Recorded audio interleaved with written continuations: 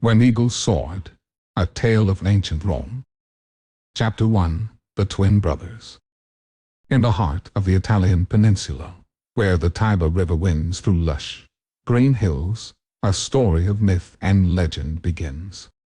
This is the tale of Romulus and Remus, twin brothers who, through fate and perseverance, would come to establish the city of Rome, an eternal symbol of power and grandeur. Born to a Vestal virgin named Sylvia and the god Mars, the twins were born into a world of chaos and betrayal.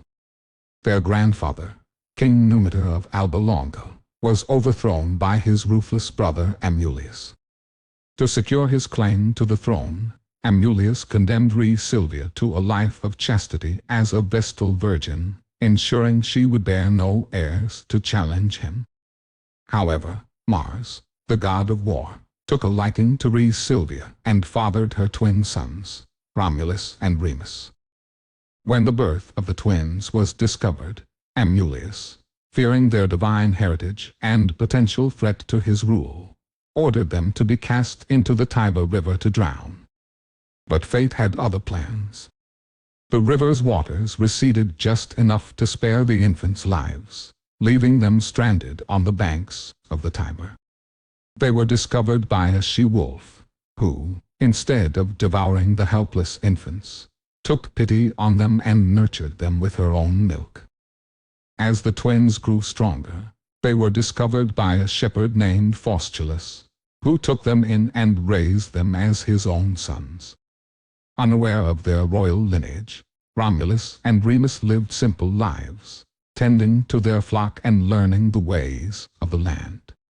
They grew into strong, resourceful young men, admired by those around them for their courage and determination. One day, as they were tending to their flock, the twins found themselves embroiled in a dispute between rival shepherds.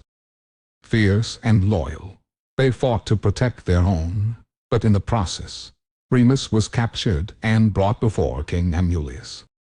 In a twist of fate, the true identities of the twins were revealed, and Romulus, with the help of his fellow shepherds and allies, stormed the palace to rescue his brother and confront their treacherous great-uncle. The brothers defeated Amulius, restoring their grandfather Numitor to his rightful place on the throne. With their family's honor restored, Romulus and Remus set out to establish a city of their own, a testament to their strength and perseverance.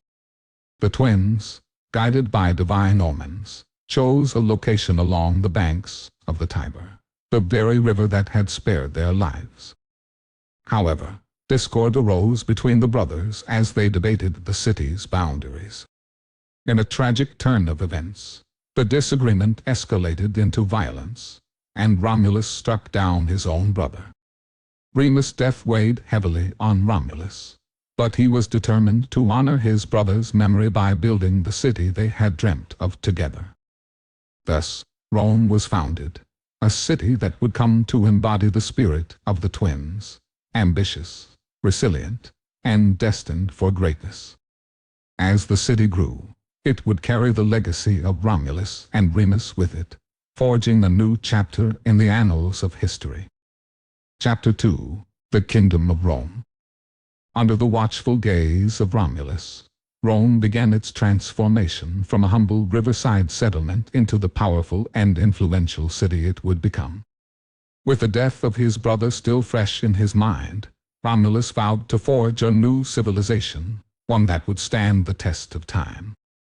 He began by establishing the basic foundations of the city, building homes, places of worship, and fortifications to protect the burgeoning population from potential threats. Romulus' determination and leadership attracted settlers from near and far, and soon, the city grew into a thriving hub of commerce and culture. As the city expanded, so too did its political influence. 7 kings would rule Rome during the period of the monarchy, each bringing their own unique contributions to the city's growth and development. The first of these kings was none other than Romulus himself, who ruled with a just hand and a strong sense of purpose. Following Romulus' mysterious disappearance, Numa Pompilius, a wise and pious man, ascended to the throne. His reign was marked by peace and religious devotion, as he introduced many of the rituals and traditions that would become synonymous with Rome's spiritual life. Numa's reign was followed by Tullus Hostilius, a warrior king who expanded Rome's borders through conquest and diplomacy. Ancus Marcius, the fourth king, continued the legacy of his predecessors, strengthening Rome's military and infrastructure, and establishing the port city of Ostia to facilitate trade. Tarquinius Priscus, the fifth king, was an Etruscan noble who brought with him the knowledge and customs of his people, further enriching Rome's cultural landscape. Under his rule, Rome saw the construction of significant monuments and the establishment of the Roman games. Servius Tullius, the sixth king, was known for his social reforms, implementing a census that divided citizens into classes based on wealth and military service. He also constructed the Servian Wall, a massive fortification that protected the city from invasion. The final king, Lucius Tarquinius Superbus, was a tyrant whose cruelty and ambition would ultimately lead to the end of the Roman kingdom. During the rule of these kings, Rome expanded its territory, incorporating neighboring tribes and communities through a combination of conquest, diplomacy, and alliances. The city's population grew, bringing with it a diverse range of customs, languages, and ideas that would come to shape Rome's unique identity. However, as the Roman kingdom flourished, so too did the seeds of discontent. The people of Rome, tired of the oppressive rule of Tarquinius Superbus, began to yearn for a new form of government that would grant them a greater voice in the affairs of their city. A growing sense of unrest spread throughout the populace, eventually culminating in a revolution that would change the course of Roman history forever. As the sun set on the era of kings, Rome stood at the precipice of a new age. The stage was set for the birth of the Roman Republic, a system of governance that would propel the city to even greater heights and lay the groundwork for an empire that would span the known world. Chapter 3: The Birth of the Republic. The reign of Tarquinius Superbus had pushed the citizens of Rome to their breaking point. It was a fateful incident involving his son, Sextus Tarquinius, and the virtuous Lucretia that ultimately ignited the flames of rebellion. As the story goes, Sextus violated the chaste Lucretia, who later took her own life out of shame and dishonor. This act of cruelty and depravity served as the catalyst for change, and the people of Rome rallied behind the noble Lucius Junius Brutus and Lucius Tarquinius Collatinus, who led the revolt against the tyrannical king. The Roman kingdom came to an abrupt end, and Tarquinius Superbus was exiled, never to return. In his place, the people of Rome sought to create a new system of government that would provide them with the representation and freedom they so desperately desired. Thus, the Roman Republic was born, a revolutionary step in the evolution of Rome's political landscape. The Republic was built upon a delicate balance of power, with various branches of government ensuring that no single individual or group could dominate the state. The Senate, a body of seasoned and experienced patricians, held considerable sway, providing counsel and guidance to the consuls, who were the chief executives of the Republic. Each year, 2 consuls were elected by the people, tasked with leading the Roman military and overseeing the administration of the state. To prevent the rise of another autocrat, the consuls' terms were limited, and their powers were evenly divided, ensuring that neither could act without the consent of the other. In addition to the Senate and consuls, the Republic also established the office of the tribune, a position designed to protect the interests of the common people, known as the plebeians.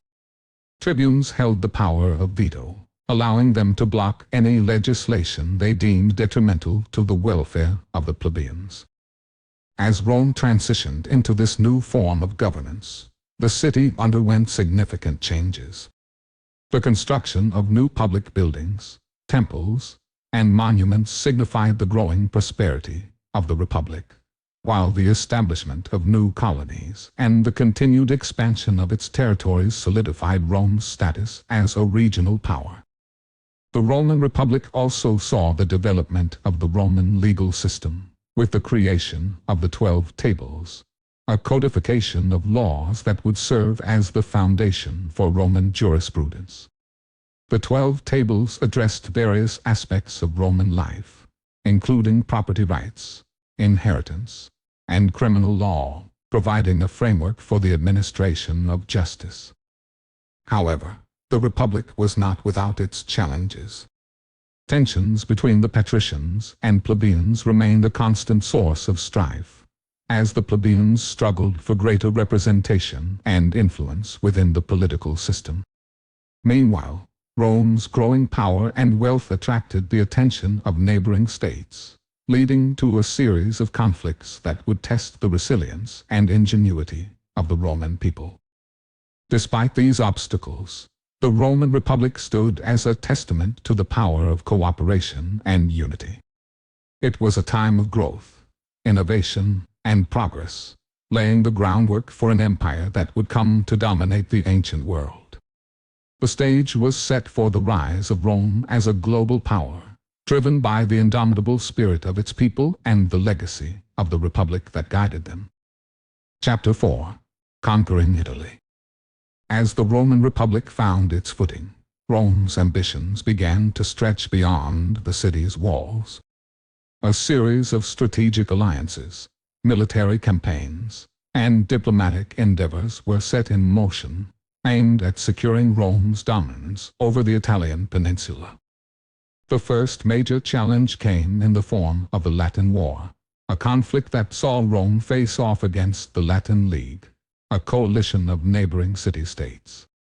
The war raged on from 340 to 338 BC, with Rome emerging victorious and establishing itself as the dominant power in Latium. The conquered Latin cities were absorbed into the Roman state, providing Rome with valuable resources and manpower. In the decades that followed, Rome turned its attention to the Samnites, a formidable people who inhabited the mountainous region of southern Italy. The Samnite Wars, a series of 3 separate conflicts spanning from 343 to 290 BC, tested the mettle of Rome's legions and the ingenuity of its commanders. Despite facing daunting odds and bitter setbacks, Rome ultimately triumphed, bringing the Samnites under their control and securing the fertile plains of Campania. With each victory, Rome's influence grew, and its legions gained invaluable experience and expertise. The military prowess of the Romans was unrivaled, with innovative tactics and disciplined soldiers that struck fear into the hearts of their enemies. The Marian reforms, implemented by the great general Gaius Marius, further refined the Roman military machine, transforming the legions into a professional fighting force that would come to dominate the ancient world. As Rome's power expanded across the Italian peninsula, it found itself in direct competition with the powerful Etruscans to the north and the Greek colonies of Magna Graecia to the south. The Romans waged a series of wars against both adversaries, ultimately vanquishing the Etruscan city-states and absorbing their territories, while also conquering the Greek colonies and absorbing their wealth of knowledge and culture.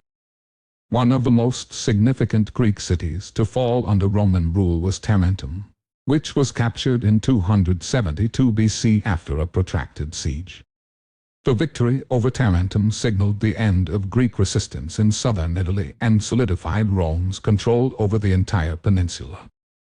Throughout these conquests, Rome displayed a remarkable ability to adapt and learn from its enemies, adopting their tactics, technologies, and customs, and incorporating them into the fabric of Roman society. This adaptability would prove to be one of Rome's greatest strengths, allowing it to thrive in the face of adversity and change. By the end of the 3rd century BC, Rome had achieved its goal of conquering Italy, unifying the peninsula under its rule and forging a diverse and powerful nation. This newfound strength, however, would not go unnoticed, and Rome's rapid ascent would soon bring it into conflict with other great powers of the Mediterranean. The stage was set for the epic struggle between Rome and Carthage, the Punic Wars, which would determine the fate of the ancient world and shape the course of history for centuries to come. Chapter 5. The Punic Wars. The Punic Wars, a series of 3 devastating conflicts that spanned over a century, would forever alter the balance of power in the Mediterranean.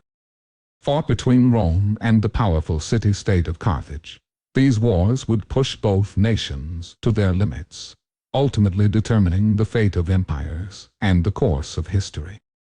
The First Punic War, 264–241 BC, began over a dispute involving the Sicilian city of Messana. Rome and Carthage, both seeking to expand their influence in the region, were drawn into a brutal struggle for control of the island. Rome, although inexperienced in naval warfare, quickly adapted to the challenge, constructing a formidable fleet and developing innovative tactics to combat Carthage's naval supremacy. The Romans waged a grueling war of attrition, targeting Carthaginian territories and supply lines, and eventually emerging victorious. The Treaty of Lutatius, which ended the First Punic War, ceded Sicily to Rome, marking a significant shift in power in the Mediterranean. However, the rivalry between Rome and Carthage was far from over. The Second Punic War, 218–201 BC, saw the rise of one of history's greatest military commanders, the Carthaginian general Hannibal Barca. Determined to avenge Carthage's earlier defeat, Hannibal embarked on an audacious campaign, crossing the treacherous Alps and descending into Italy with a formidable army that included war elephants. Hannibal's brilliant tactics and relentless determination brought Rome to its knees, as he inflicted crushing defeats at the battles of Trebia, Lake Trasimene, and, most famously, Cannae. Rome was reeling, and it seemed as though nothing could stop Hannibal's advance. However, the tide began to turn when Rome adopted a strategy of containment and attrition under the leadership of the astute general Quintus Fabius Maximus, known as the Delayer. As Rome slowly recovered, it launched a daring counteroffensive under the command of the young and ambitious General Publius Cornelius Scipio, later known as Scipio Africanus. Scipio invaded North Africa, targeting Carthage's homeland and forcing Hannibal to abandon his campaign in Italy to defend his people. The climactic Battle of Zama in 202 BC saw Scipio's legions face off against Hannibal's forces in a decisive showdown. Rome emerged victorious, solidifying its status as the dominant power in the Mediterranean and forcing Carthage into submission. The Third Punic War, 149–146 BC, although less dramatic than its predecessors, marked the final and tragic chapter in the struggle between Rome and Carthage.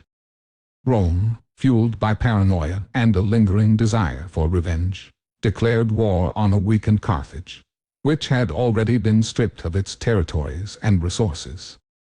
The Romans laid siege to the once great city, ultimately breaching its walls and systematically destroying it.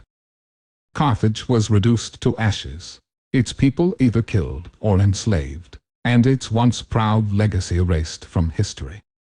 The Punic Wars left an indelible mark on Rome and the Mediterranean, shaping the destinies of countless nations and peoples. Rome emerged from the conflict as the undisputed master of the Mediterranean, its power and influence now virtually unchallenged. The lessons learned and the wealth acquired during these wars would propel Rome to even greater heights, paving the way for the golden age of the Roman Empire and the expansion of its dominion across the known world. Chapter 6. The Age of Expansion. Following the Punic Wars, Rome entered a period of unprecedented growth and prosperity. Its victory over Carthage had secured its status as the dominant power in the Mediterranean, opening the door for further conquests and territorial expansion. Driven by ambition, strategic interests, and a desire for wealth, Rome embarked on a series of campaigns that would forever alter the map of the ancient world. One such campaign was the conquest of the Iberian Peninsula, a region rich in resources and strategic importance. Rome had established a foothold in Iberia during the Second Punic War, but the region remained largely under the control of various indigenous tribes and the remnants of Carthaginian influence. Over the course of 2 centuries, Roman forces waged a series of wars and skirmishes, gradually asserting their control over the entire peninsula.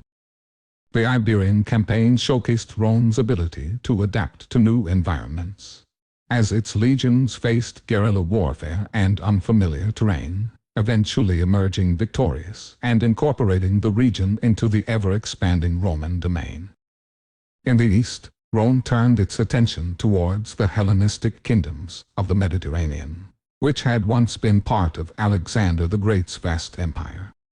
The Macedonian Wars, fought between 214 and 148 BC, saw Rome clash with the formidable forces of Macedon, eventually toppling the once great kingdom and incorporating its territories into the Roman fold. The Seleucid Empire, which controlled much of the eastern Mediterranean and the Near East, also fell to Rome's relentless advance, culminating in the famous Battle of Magnesia in 190 BC.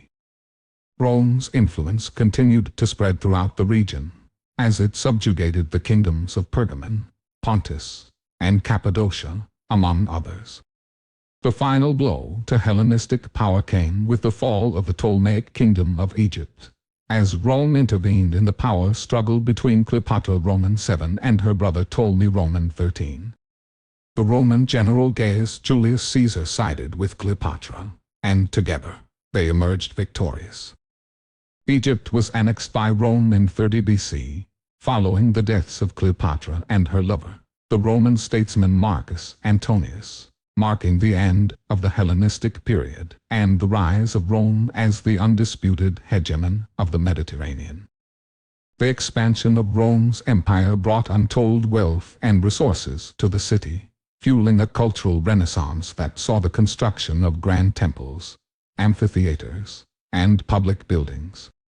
Rome's influence extended far beyond its military conquests, as its language, laws, and customs spread throughout the known world, creating a lasting legacy that would shape the course of Western civilization for centuries to come. However, Rome's meteoric rise was not without its challenges. As the empire grew, so too did the complexities of governance, the burden of maintaining vast territories, and the demands on Rome's military forces. The political landscape of Rome was increasingly fraught with tensions, as powerful generals and politicians vied for power and influence, sowing the seeds of discord that would ultimately lead to the decline of the Roman Republic and the rise of the Roman Empire. Chapter 7: The Crisis of the Republic. The Roman Republic, which had served as the foundation for Rome's meteoric rise, began to show signs of strain under the weight of its vast territorial holdings and the complex demands of governance.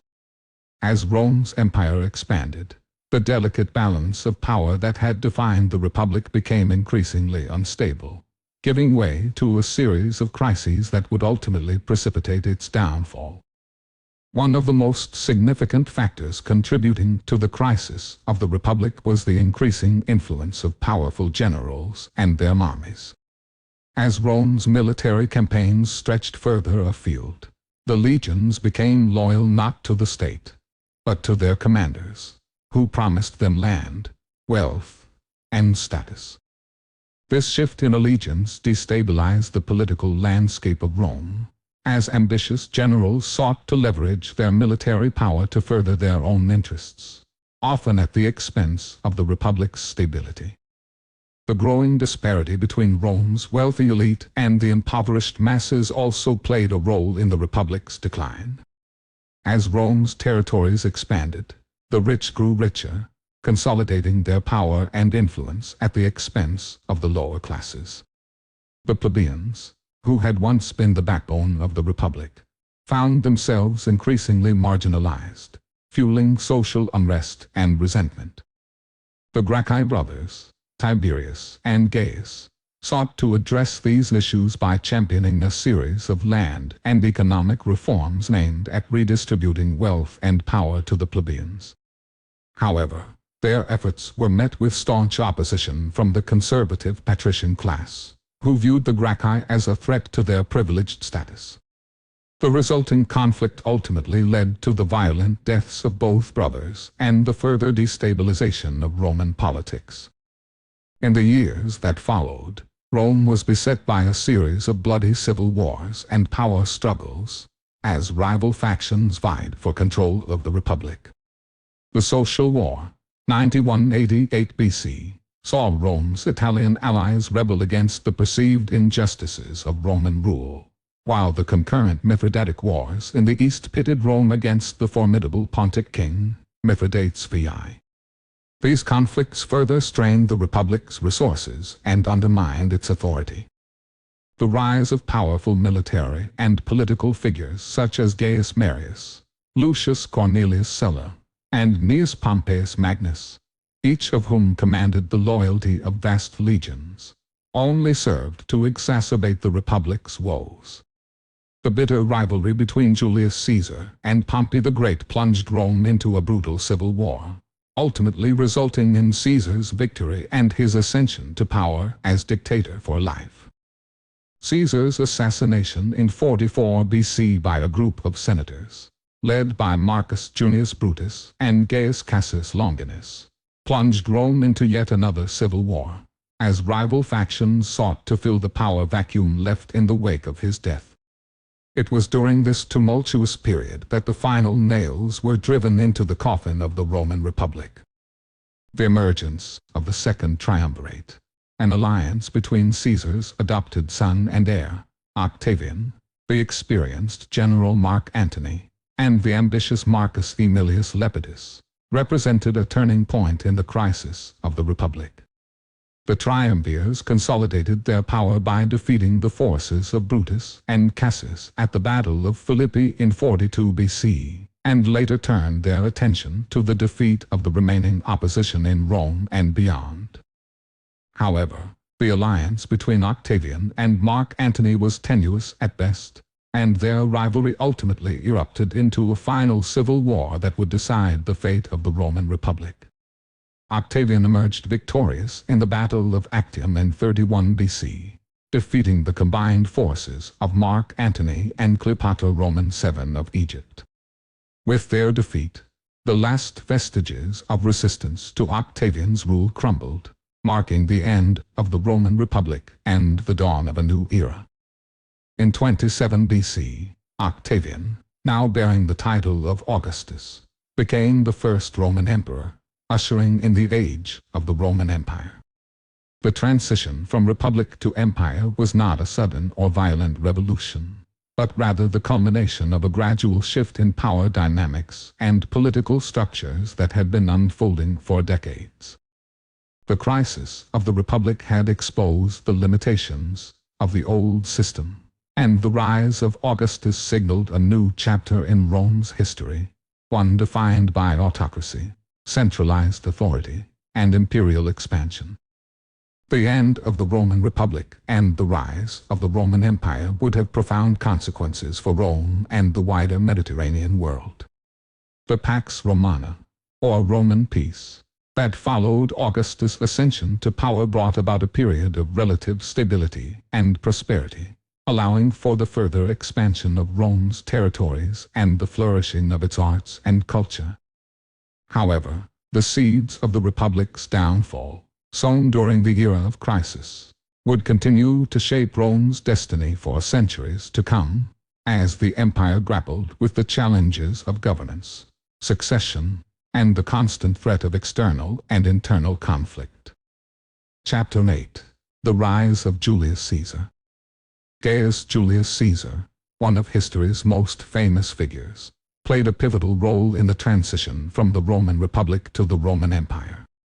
Born in 100 BC into a patrician family with a distinguished lineage, Caesar's early life was marked by political intrigue and personal ambition, foreshadowing his later rise to power. Caesar's early career saw him navigating the complexities of Roman politics, aligning himself with key allies such as Gaius Marius, his uncle by marriage, and Lucius Cornelius Sulla, despite their bitter rivalry. This period was fraught with danger, as Sulla's rise to power and the subsequent proscriptions threatened Caesar's life and position.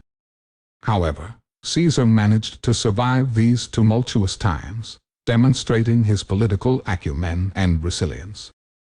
In the years that followed, Caesar steadily rose through the ranks of the Roman political and military establishment. He served as a military tribune, a quaestor in Spain, and an aedile in Rome, gaining valuable experience and building a network of loyal supporters. Caesar's tenure as Pontifex Maximus, the chief priest of the Roman state religion, further enhanced his prestige and influence within the Republic. Caesar's military career also flourished during this time, as he led successful campaigns in Hispania and Asia, earning the admiration of his troops and the respect of his peers. His victory over the pirate king, who had been plaguing the Mediterranean, further bolstered his reputation as a skilled tactician and commander. The First Triumvirate, a political alliance between Caesar, Pompey the Great, and the wealthy Marcus Licinius Crassus, marked a turning point in Caesar's rise to power. The three men, each with their own ambitions and strengths, collaborated to dominate Roman politics, circumventing the traditional checks and balances of the Republic. Through this alliance, Caesar was elected consul in 59 BC and later appointed governor of the provinces of Cisalpine Gaul, Transalpine Gaul, and Illyricum. Caesar's most famous military campaign, the conquest of Gaul, began in 58 BC and would last for nearly a decade. During this time, Caesar waged a brutal and relentless war against the diverse tribes of Gaul, ultimately incorporating the vast territory into the Roman Empire. Caesar's victories in Gaul, such as the Battle of Alesia, showcased his military genius and further cemented his reputation as a formidable commander. In addition to his military conquests, Caesar also embarked on a series of ambitious building projects and infrastructure improvements throughout his territories, both in Gaul and in Rome. These endeavors served to bolster his popularity among the Roman people, who viewed him as a champion of progress and prosperity. However, Caesar's success and ambition increasingly alienated him from his former allies, particularly Pompey, with whom he had once shared a close friendship and political alliance. As tensions between Caesar and Pompey grew, the Roman Senate, fearing Caesar's power, ordered him to disband his army and return to Rome. Caesar's fateful decision to cross the Rubicon River with his legions in 49 BC marked the beginning of a brutal civil war between Caesar and the forces loyal to Pompey and the Senate. Caesar's victory in the civil war, culminating in the decisive Battle of Pharsalus in 48 BC and the subsequent defeat of Pompey, paved the way for his ascent to the pinnacle of Roman power. In the years that followed, Caesar enacted a series of reforms aimed at addressing the Republic's numerous social, economic, and political challenges, further consolidating his authority and influence. In 44 BC, Caesar was declared dictator for life, a title that signaled the end of the Roman Republic's traditional balance of power and the beginning of a new era in Roman history. Caesar's rule was characterized by ambitious building projects, the establishment of a new calendar system, and the expansion of Roman citizenship to inhabitants of the provinces. However, Caesar's unprecedented power and the perception that he sought to establish a monarchy fueled resentment and fear among many of his contemporaries, particularly within the Senate. A group of conspirators, led by Marcus Junius Brutus and Gaius Cassius Longinus, plotted to assassinate Caesar, believing that his death would restore the Republic's traditional institutions and values. On the Ides of March 44 BC, the conspirators struck, stabbing Caesar to death in the theater of Pompey during a meeting of the Senate. The assassination sent shockwaves throughout Rome, plunging the city into a new cycle of violence, power struggles, and civil war. Although Caesar's death marked the end of his personal rise to power, his legacy would continue to shape the course of Roman history for centuries to come. The power vacuum created by his assassination ultimately led to the rise of his adopted son and heir, Octavian, who would go on to establish the Roman Empire and usher in an era of unprecedented expansion and prosperity. Julius Caesar's life and career remain a testament to the complexities and contradictions of the Roman Republic during its twilight years. His meteoric rise to power, his military genius, and his political ambitions continue to captivate the imagination and serve as a cautionary tale about the perils of unchecked ambition and the fragile nature of political institutions. Chapter 9. The Dawn of the Empire. The assassination of Julius Caesar in 44 BC marked the end of an era and set the stage for the birth of a new epoch in Roman history, the Roman Empire. The transition from the Republic to the Empire was not a sudden or violent revolution but rather the result of a gradual shift in power dynamics, political structures, and social forces that had been unfolding for decades. Following Caesar's assassination, Rome descended into chaos as rival factions vied for control. The Second Triumvirate, an alliance between Caesar's adopted son and heir Octavian, the experienced general Mark Antony, and the ambitious Marcus Aemilius Lepidus, emerged as the dominant force in Roman politics. The triumvirs worked together to eliminate their enemies and consolidate power, defeating the forces of Brutus and Cassius at the Battle of Philippi in 42 BC. However, the alliance between Octavian and Mark Antony was tenuous at best, marked by jealousy, mistrust, and conflicting ambitions. Antony's relationship with Cleopatra Roman VII of Egypt, the last of the Ptolemaic dynasty, further strained his alliance with Octavian. The rivalry between the two men eventually erupted into a final civil war that would decide the fate of the Roman Republic. The Battle of Actium in 31 BC saw Octavian's forces triumph over the combined armies of Mark Antony and Cleopatra. With their defeat, the last vestiges of resistance to Octavian's rule crumbled, and the path was clear for him to become the sole ruler of Rome. In 27 BC, Octavian took the title of Augustus, becoming the first Roman emperor and signaling the end of the Roman Republic. The dawn of the Roman Empire marked a significant shift in Rome's political and social landscape, as the institutions and traditions of the Republic gave way to a more centralized and autocratic system of governance. Under Augustus, the Roman Empire experienced a period of relative stability and prosperity known as the Pax Romana or Roman peace. The new emperor embarked on a series of ambitious building projects, including the construction of grand monuments, temples, and public works that transformed the city of Rome into a symbol of imperial power and prestige. The expansion of the empire continued under Augustus, as Rome annexed new territories in Europe, Africa, and Asia.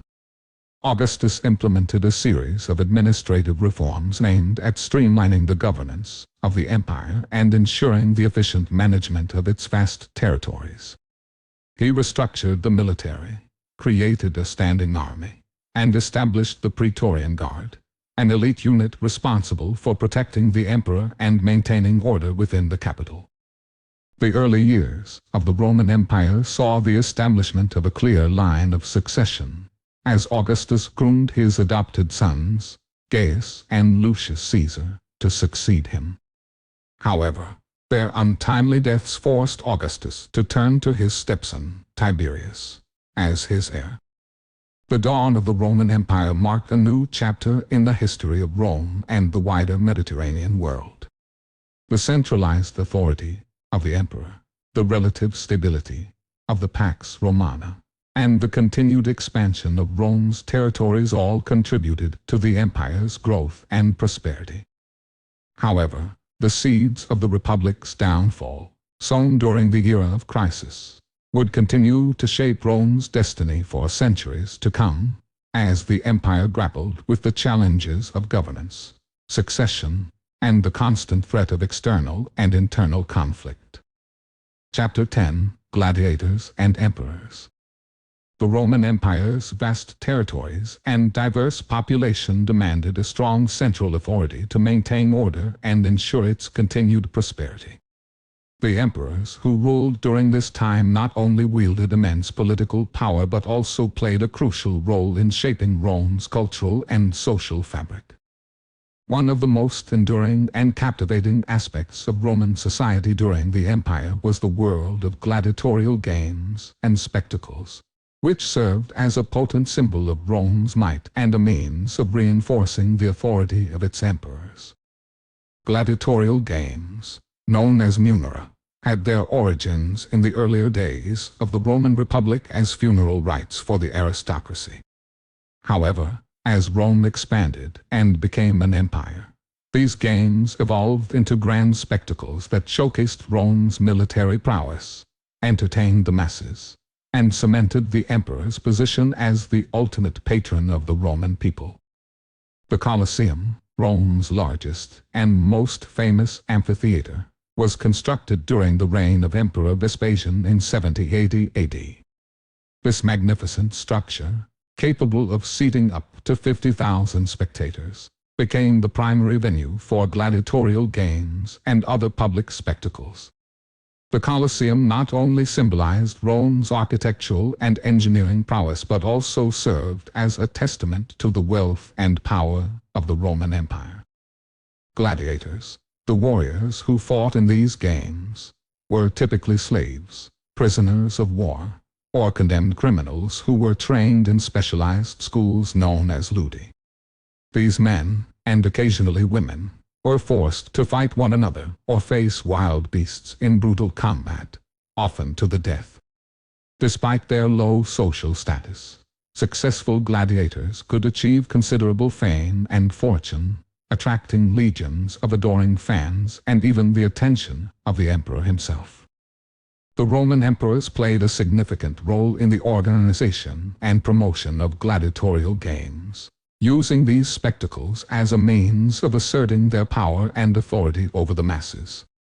By sponsoring lavish games and providing free entertainment, emperors could curry favor with the populace and distract them from the harsh realities of life in the empire, such as political corruption, economic inequality, and military conflicts.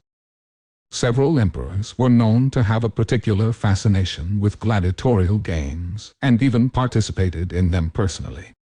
Emperor Commodus, for example, was notorious for his obsession with the games and his desire to be seen as a skilled gladiator. He often fought in the arena, though his opponents were typically under orders not to harm him. Another notable emperor, Nero, was also known for his love of spectacles and public performances, frequently participating in chariot races and theatrical productions. These emperors' involvement in the games served to further blur the line between the ruler and the ruled, creating a shared cultural experience that transcended the rigid social hierarchy of Roman society. The world of gladiators and emperors offers a fascinating window into the Roman Empire's complex social and political dynamics. These spectacles, which captivated the imaginations of Romans from all walks of life, provided a stage upon which the empire's power, wealth, and authority were on full display. From the humblest slave to the most powerful emperor, The gladiatorial games served as a reminder of Rome's might and a testament to the enduring allure of violence, spectacle, and the struggle for survival. Chapter 11: The Decline. As the Roman Empire reached its zenith, it began to face a series of challenges that would ultimately contribute to its decline. The empire's vast size and the complex nature of its governance, coupled with internal strife and external pressures, would gradually erode its foundations and set the stage for its eventual downfall. One of the most pressing challenges faced by the Roman Empire was the issue of succession. Unlike the Roman Republic, which had a relatively clear system of governance and power transfer, the empire often struggled with establishing a stable line of succession. This resulted in frequent power struggles, coups, and civil wars, as ambitious generals and politicians vied for control of the throne. The empire's economic situation also began to deteriorate during this period. The vast territories Rome controlled required a significant investment in infrastructure, administration, and defense. As the cost of maintaining the empire grew, the tax burden on its citizens increased, leading to widespread discontent and social unrest.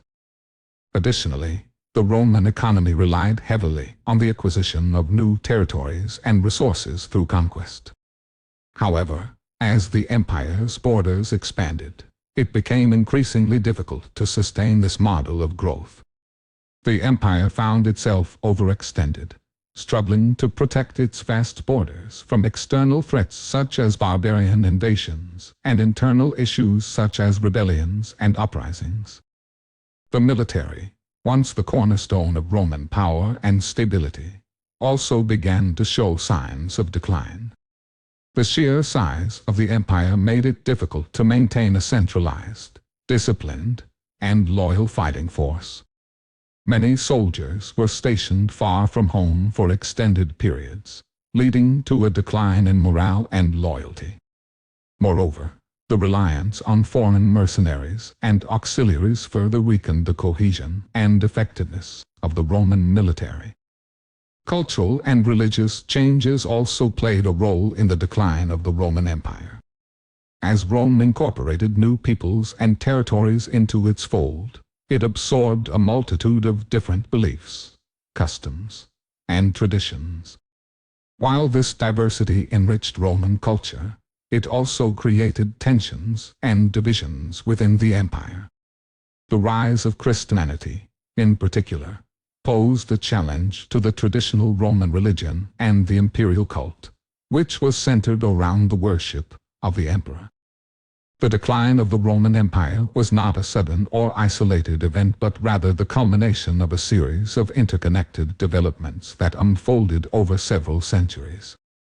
These challenges, which stemmed from the empire's size, governance, economy, military, and cultural diversity, would gradually weaken the foundations of Roman power and set the stage for its eventual disintegration. As the Roman Empire entered its twilight years, the stage was set for the final chapter in its remarkable history. The confluence of internal strife and external pressures would push the empire to the brink of collapse, forcing it to confront the ultimate test of its resilience and adaptability. The story of Rome's decline would serve as a cautionary tale of the fragility of political institutions, the perils of overextension, and the relentless march of historical change. Chapter 12: The Fall of Rome. The fall of Rome was a gradual and multifaceted process that unfolded over several centuries.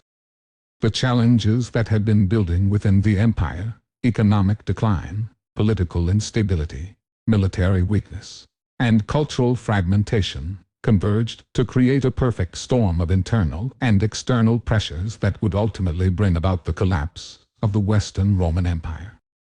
In the late 4th and early 5th centuries AD, the Western Roman Empire faced a series of devastating barbarian invasions. The Visigoths, led by their king Alaric, sacked Rome in 410 AD, sending shockwaves throughout the empire and shattering the illusion of its invincibility. Other barbarian groups, such as the Vandals, the Ostrogoths, and the Huns, also encroached upon Roman territories, seizing land and resources and causing widespread destruction. These invasions exposed the vulnerabilities of the Roman military, which had become increasingly reliant on barbarian mercenaries and auxiliaries. As the empire's borders crumbled, it struggled to maintain a cohesive and effective fighting force to defend its territories. Internal political strife also contributed to Rome's decline. The empire was plagued by a revolving door of short-lived and ineffective emperors, many of whom were elevated to power through violence and intrigue. The lack of a stable, competent leadership further weakened the empire's ability to respond to the myriad challenges it faced. The economic decline of the empire became more pronounced during this period. The cost of maintaining a vast military, coupled with the loss of key agricultural and economic territories to barbarian invasions, placed immense strain on the Roman economy. Rampant inflation, heavy taxation, and widespread corruption further exacerbated these issues, leading to a decline in living standards and a deepening sense of despair among the populace. As the Western Roman Empire faltered, the Eastern Roman Empire, also known as the Byzantine Empire, managed to survive and even thrive. Centered around the strategically located city of Constantinople, the Byzantine Empire retained a more robust economy and a stronger military, allowing it to weather the storm of the barbarian invasions more effectively than its Western counterpart. In 476 AD, the final nail in the coffin of the Western Roman Empire was hammered in when Odoacer, a Germanic chieftain, overthrew the last Roman emperor, Romulus Augustulus, and declared himself king of Italy. This event is traditionally considered to mark the fall of Rome and the end of the Western Roman Empire. The fall of Rome was not the end of Roman civilization, however. The Byzantine Empire would continue to carry the torch of Roman culture and influence for another 1,000 years, preserving the empire's legacy in art, architecture, law, and scholarship. Moreover, the barbarian kingdoms that emerged from the ashes of the Western Roman Empire would go on to adopt many aspects of Roman culture, religion, and governance, ensuring that the spirit of Rome lived on in the new societies that rose in its wake. The fall of Rome serves as a powerful reminder of the impermanence of even the mightiest empires and the inevitability of historical change. It underscores the importance of strong leadership, effective governance, and adaptability in the face of shifting circumstances and evolving challenges. The story of Rome's decline and fall is a testament to the indomitable power of human ambition, the resilience of culture, and the enduring allure of the eternal city.